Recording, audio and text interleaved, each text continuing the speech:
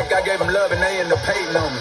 She told me she loved me and she been waiting. Been fighting hard for your love and I'm running thin on my pay. Awesome. Way to go.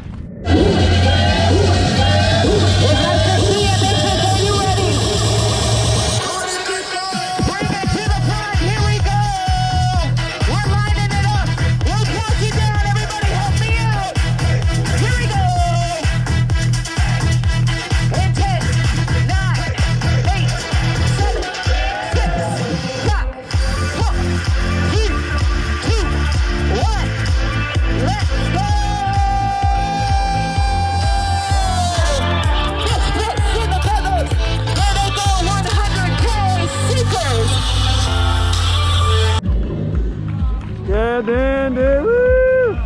Get it, buddy. Thanks, man. Take it easy. 3, 2, 1, let's go! Woo! Yeah, way to go, way to go. Nice and easy. Go, Brian, go, Brian. Woo!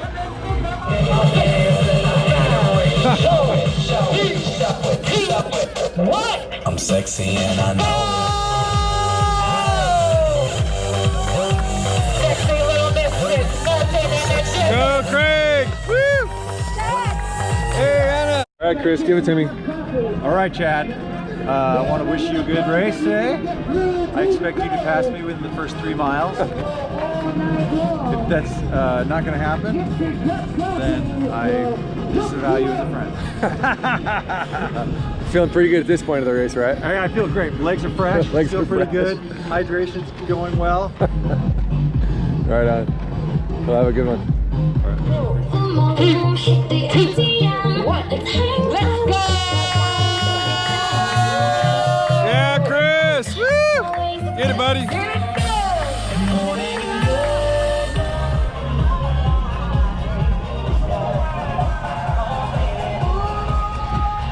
About 6:15.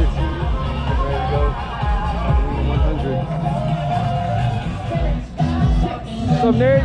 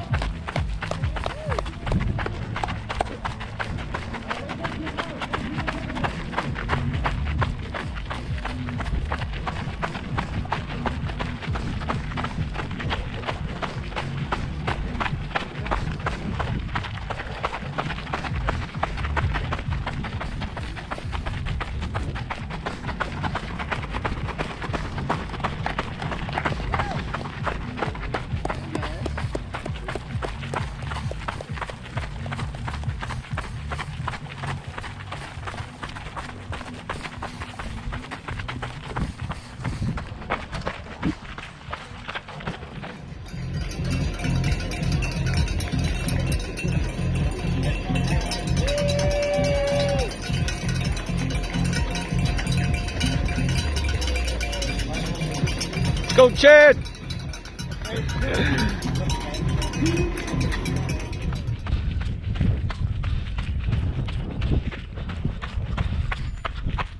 It's about 2 miles in. Just watching this beautiful sunrise, desert sunrise here. Just gorgeous out this morning. Nice and cool. Just taking it easy. Hike running every mile so far. And that's the plan all day.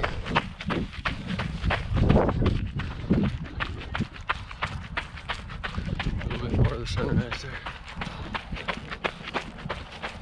Just gorgeous out here.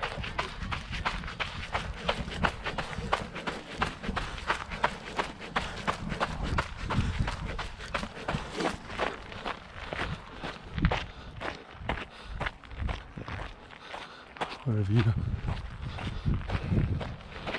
God's little gift to us this morning. Beautiful.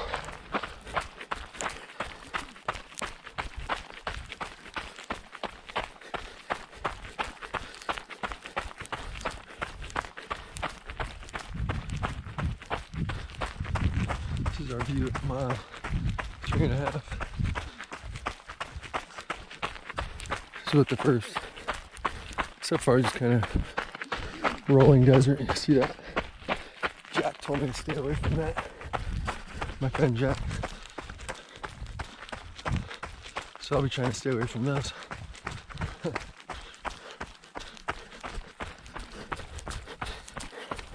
Coming up to the first aid station here at Coyote Camp. Alright, thank you so much.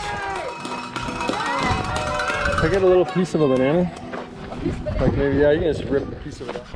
Alright, so we just came out of the first aid station.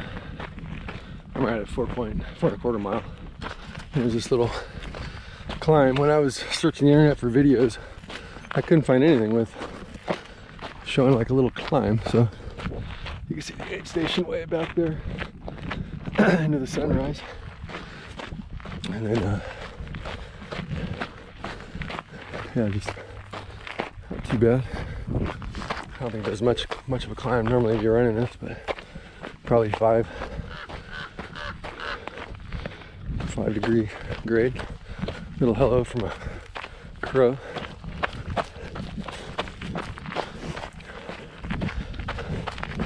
So from what I understand, most of the quote climbing is between the second aid station and the first aid station, or the third aid station. Yeah, I'm sorry. Between the first aid station and the second aid station.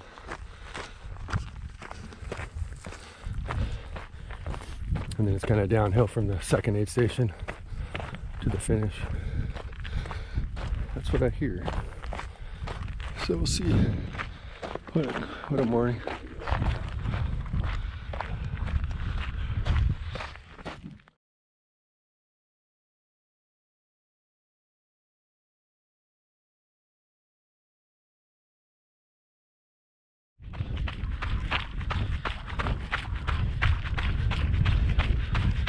Just clicked around mile 6 and just heading down a little downhill here.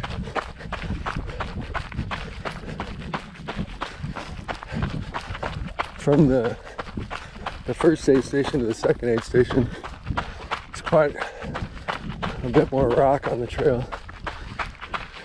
It's nice right here, but it's just a real slight 2-mile climb out of the aid station, and it looks like this technical rock.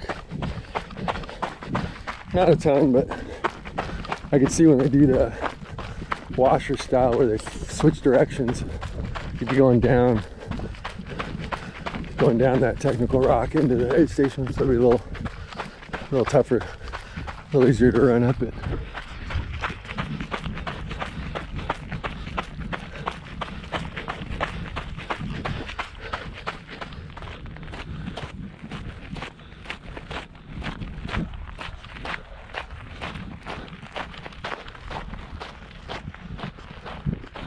That's what my morning's looking like at the Javelina 100.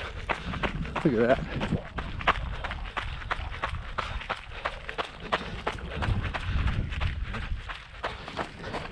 Here's my good friend Anna. Let's get a little shot going by. Ooh, look at that sunset. Shoo. Or sunrise. Duh. How you feeling? So far, so good. Yeah? Taking it easy. Good. Well, yeah, you too. I'll see you out here. See you at finish. Yeah. Don't leave me without saying bye. Never. Just take care.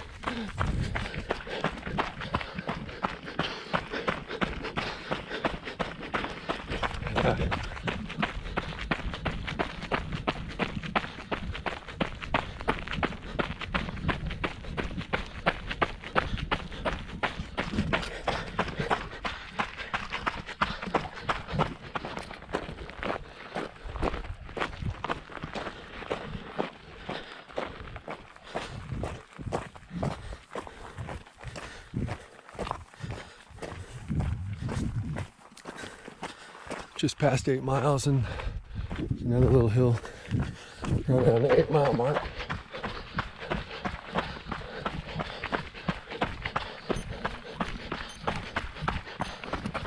Looks like we're into aid station number 2. It's Jackass Junction.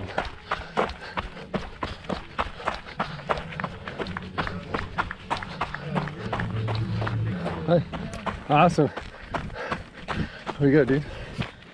Oh shit. There's Dan knocking down his first 100K, right? Yeah. Sweet, man. Finish it off. Looking good, buddy. Looking good. You too. Oh, first lap, you know. You too, man. Way to go. Everybody smells fresh. Yeah. 12.5 miles in. Probably 2 more miles till the third aid station. Got some nice cloud cover today. So far, keeping the sun off us. Major fail at the second aid station, Jackass Junction. Filled up my water bottles. And it was like hose water. Tastes terrible. I was like, early in the race, you can't even have bottled water out. So that was a major fail.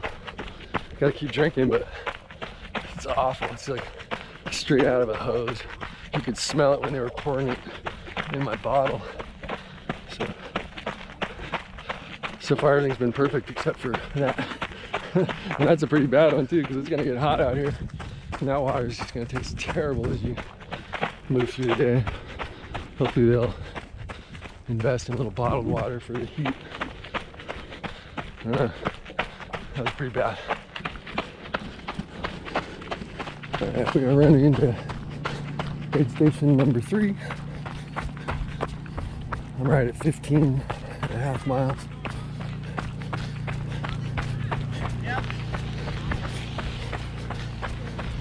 Hello, hello.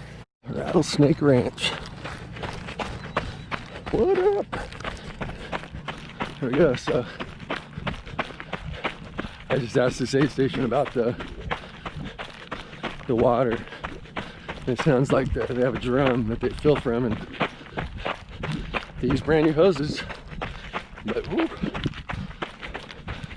hopefully it'll get better as the day goes, as the hoses get used. But the sun's coming out, looking beautiful. Get some calories down. So far, a couple pieces of watermelon, banana,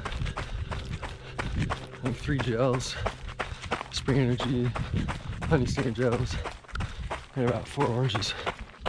So yeah, heading toward the start finish line. So because I'm on loop 1, I gotta turn left right here. Rest in peace. It's like 4 miles longer than going the other way. We gotta go around this mountain. And the other way kind of shoots the gap. So don't forget to turn left on your first lap. And the rest of the 4 laps are shorter. It's like 19 miles, and this one's like 23 miles, something like that.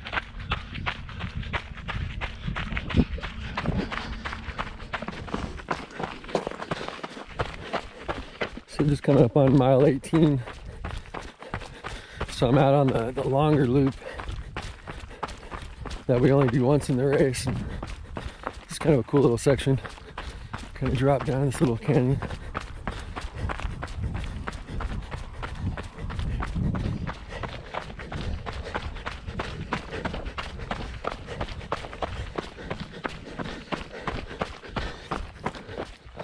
So that's kind of where we ran in from over there, down that trail.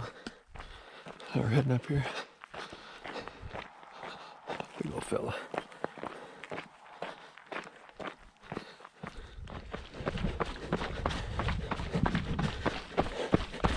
So we're just a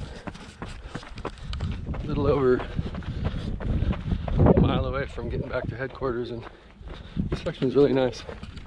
I've liked it. It's definitely probably the toughest part of the course because there's some, good technical sections and a few dare I say, steep climb out here. It's not really steep, but still, it's quite a bit more climbing out here than the rest of the course. So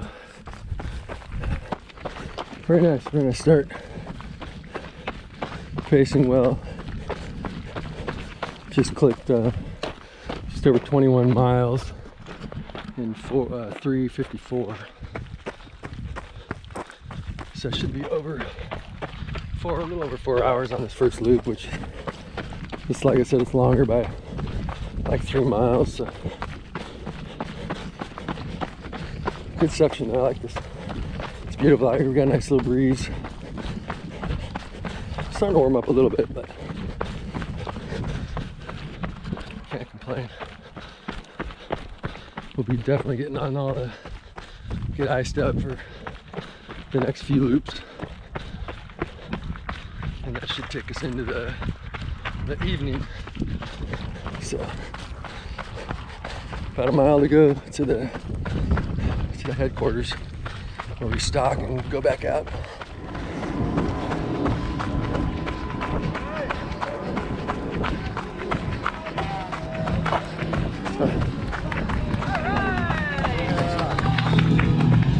Chad Bruce looking great. Knocking off loop 1.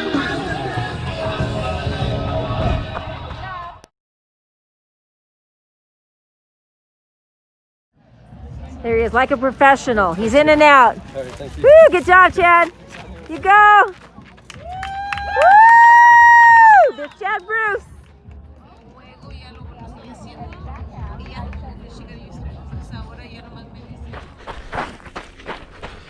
So, starting, well, a couple miles into lap 2, and I'm so glad I went to the ice bandana and ice in the sleeves early.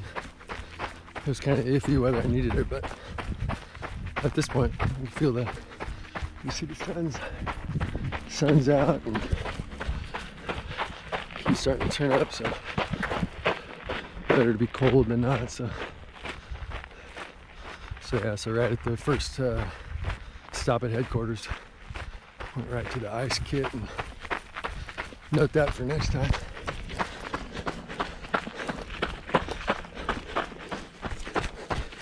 Yeah, so just about 32 miles,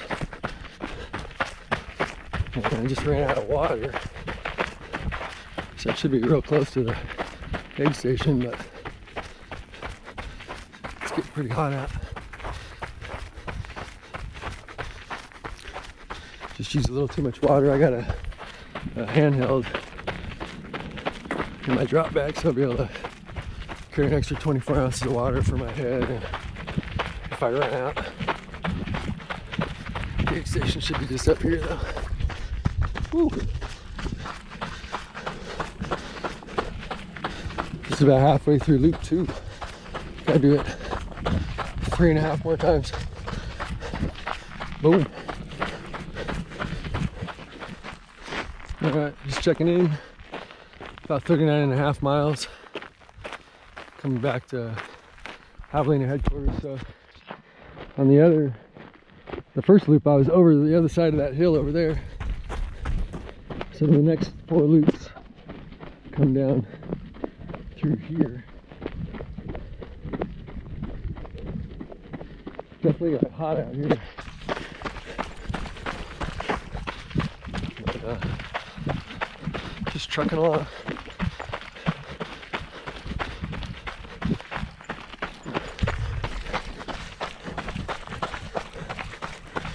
So far, 39.5 miles, 7 hours, 44 minutes. Fun stuff. It's all by myself right now. So I just hit mile, let's see here.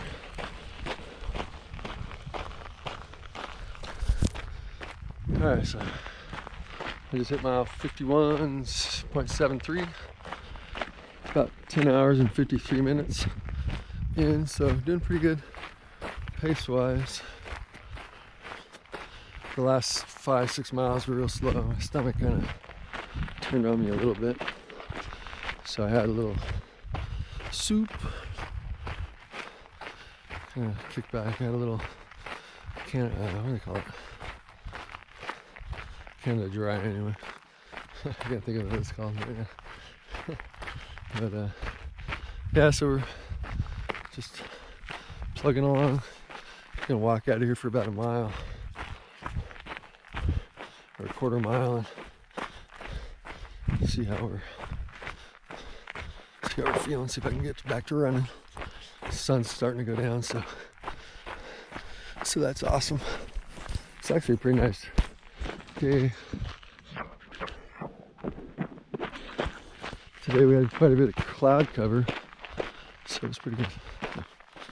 Anyway, sun's going down, we're still plugging along. It's a rough race because it's so runnable. So you just, I felt like I went out nice and easy. But who knows? Hopefully we'll get temperatures drop a little bit here and get, got 2 more leaps to go, so still more fun to be had. Beautiful sunset. Just getting down to the last bit of daylight. But there's a sweet, you can probably see it, that looks pretty good. Purple skyline.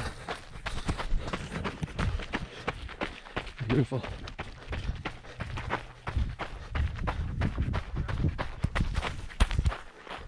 Ah, a hill.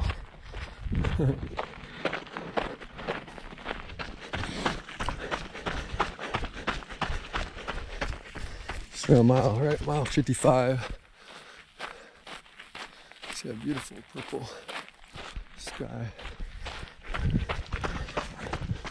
So there goes daylight. Whoop, whoop. 45 miles to go.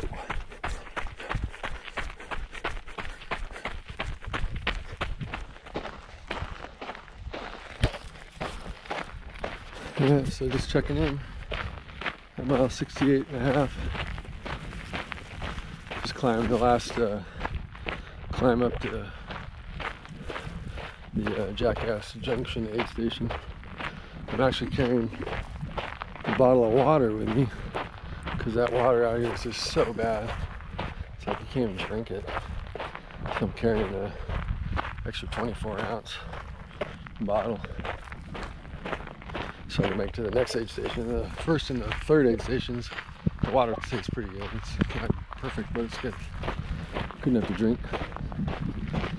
So that's where we're at right now. Just letting my stomach settle down. The temperature's starting to drop a little bit. 14 hours and 50 minutes in. These bad boys. Looking forward to getting this last aid station, or the next aid station. Got one more lap. Yeehaw.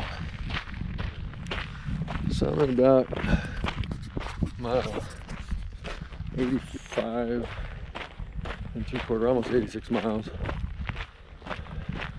So when I left the second aid station last lap, I got sick. And I kind of left the aid station, walked up the hill, and just all of a sudden it came up, threw up. But I actually came out of the aid station feeling pretty good. Little stomach reset. So right at 20 hours, about 13 or 14 miles left. So I still got a chance for sub 24. So we're gonna work hard to get that. Just gotta finish this last climb into that same aid station where I got sick last lap. And so I'm just taking it easy. Just taking it easy, heading into there about 4 miles out from there. And then I got a downhill finish, so I'm gonna have to run to get sub 24, but we're gonna do the best we can. See how it works out.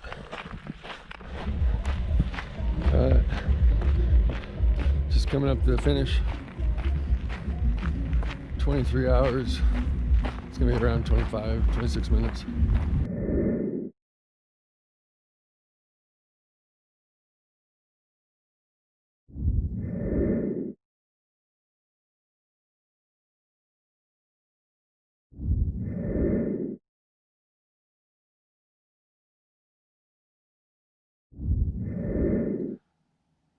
All right, so I just wanted to do a little wrap-up video for the Javelina 100, and just talk about a few things I might do different, some things I could have did better, and talk about the race just a little bit.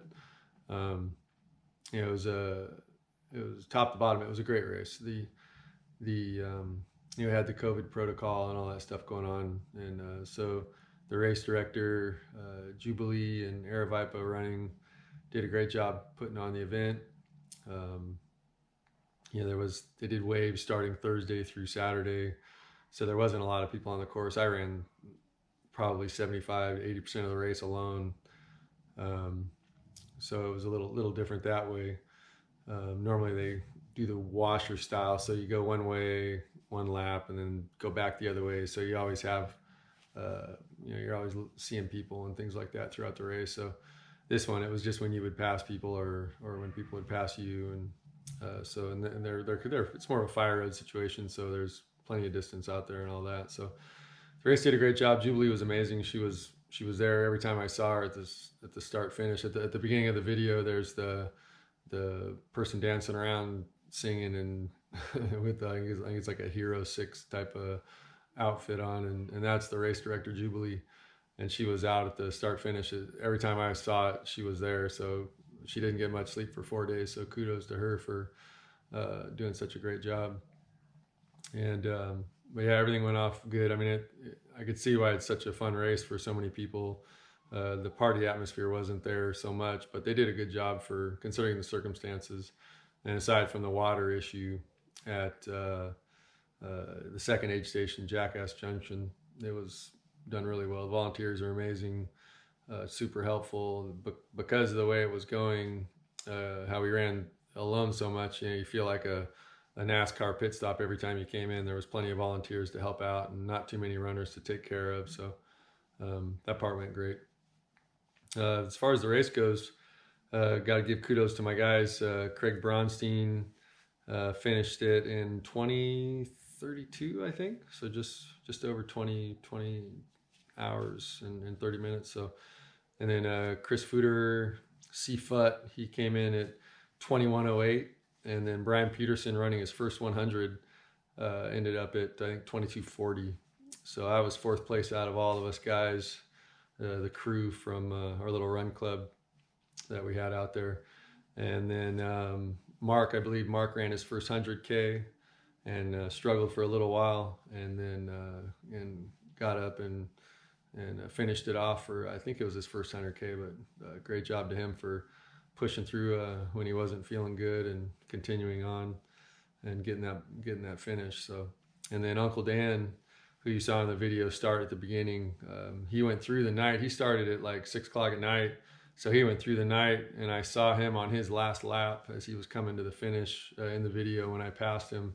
So that was my first lap, and that was his last lap. So he had gone all the way through the night, and I went to a hotel and slept, and then came out. And so kudos to Uncle Dan. You know, it's funny with Dan. He told me one time that he's more of a 30K guy and never going to run a 50K. So then he ended up running a 50K, and now he's done a 100K. So that was his first 100K. So kudos to Dan for keep stepping up the distance. Now he's got to go to the 100-mile, which should be coming soon, I'm sure. But all the guys did a great job, and Brian and his family set up the tent at headquarters, and so that was awesome. So thanks, Brian, for taking care of all of us, and your wife was super helpful, and daughter. You know, we'd come in every lap and get our stuff, and they were always asking us if they could help us with anything. Or I remember They gave me some bacon one time, and so I stole a little bit of your bacon. But yeah, it was super awesome to have them there, and it was just a great event overall, and didn't really go particularly great, for me since I got sick. But other than that, it was just perfect. So anyway, kudos to those guys. And as far as me, when I go back, or if I go back, I don't really plan to go back because the loop stuff just doesn't float my boat too much. It's mentally tough. You finish that first loop and you're like, man, I got to do 4 of these loops, and they're 20-mile loops. So and you're not feeling good toward the end of your 3rd loop because of the heat, and then you got 2 more, so you got 40 miles to go. And it's just not super inspiring to me to be doing loops. You're just kind of, I don't know, point-to-point runs like Angeles Crest 100. You're going from Wrightwood all the way to Sierra Madre through the mountains, and there's just purpose in that for me and inspiration. And the loop stuff it's just not as much fun. And it was still a great race. I still might go back because I know I could do so much better. I had a pretty, not such a good race because I was sick for 35 miles or so, but I was still happy to push through. I got that first sub 24 and 100, which is something I had to get past. And so I'd like to go back just to experience the whole event in its entirety, non-COVID year. So we'll see how that goes.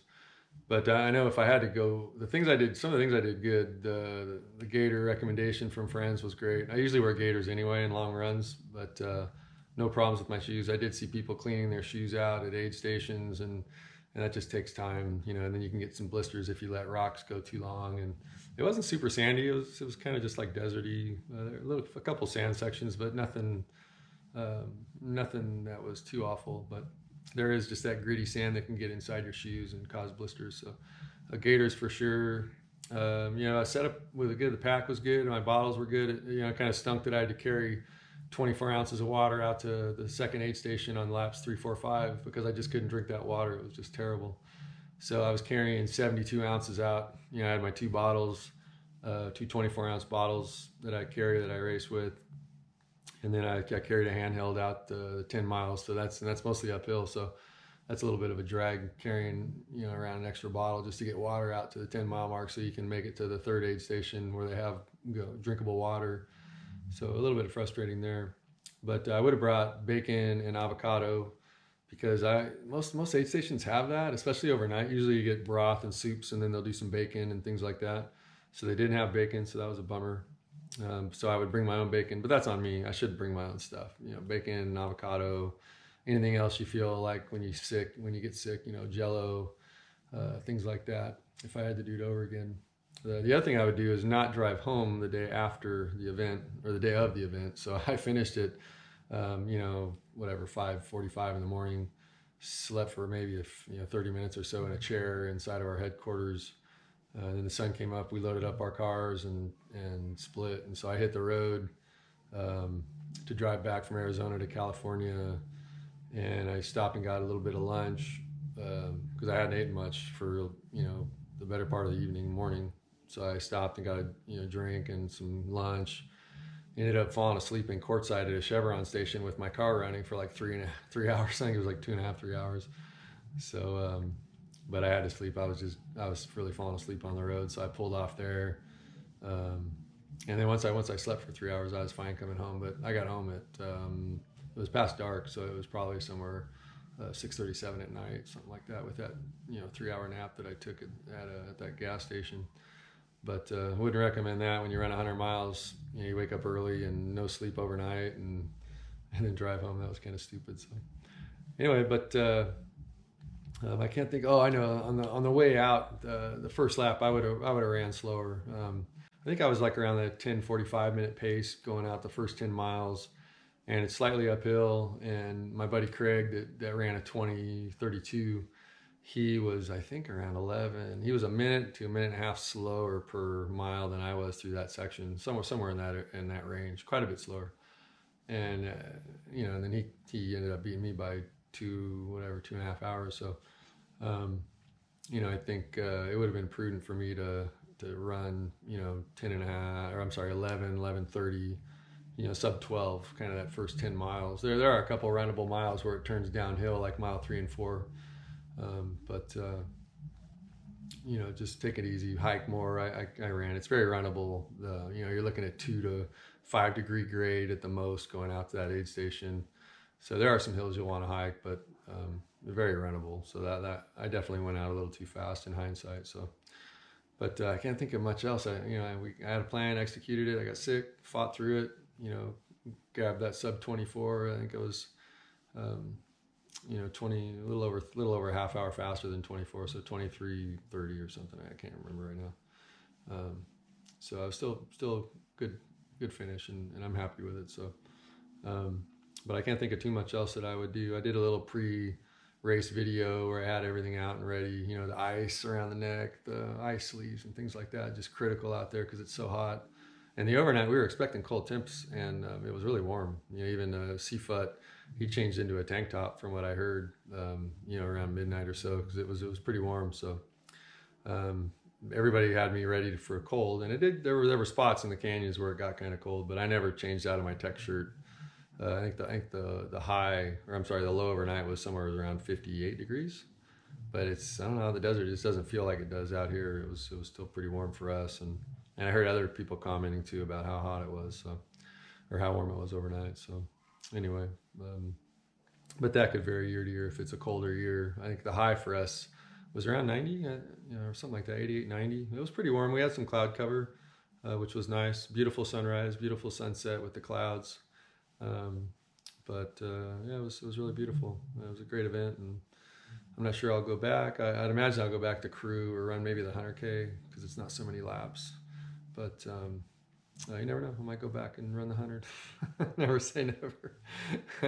So anyway, what we got coming up this next week? It's been 2 weeks since the race. So next Saturday, Chris Ferrier and I are running the PCT 100 that we're doing from Highway 18 Big Bear to Highway 2 past Riotwood at Vincent Gap, which is mile 13.7 of the Angeles Crest 100 course. So it's like 102 miles that we're running from there. So it's going to be cooler. It's going to be a high of about 45 degrees and overnight like 25 degrees in certain areas. So it's going to be cold.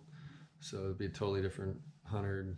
Finally run 100 in the cooler temps, but we'll have to be bundled up overnight so we don't get too cold. So anyway, we'll be putting a video out on that, I'm sure, and some fun things with that. That'll be our finale for that PCT series that we were running this year. So anyway, thanks for watching, and hope some of this helps out if you're watching, looking for advice for you know, a race that's in the upcoming years. So anyway, thanks again, and we'll talk to you soon. Bye.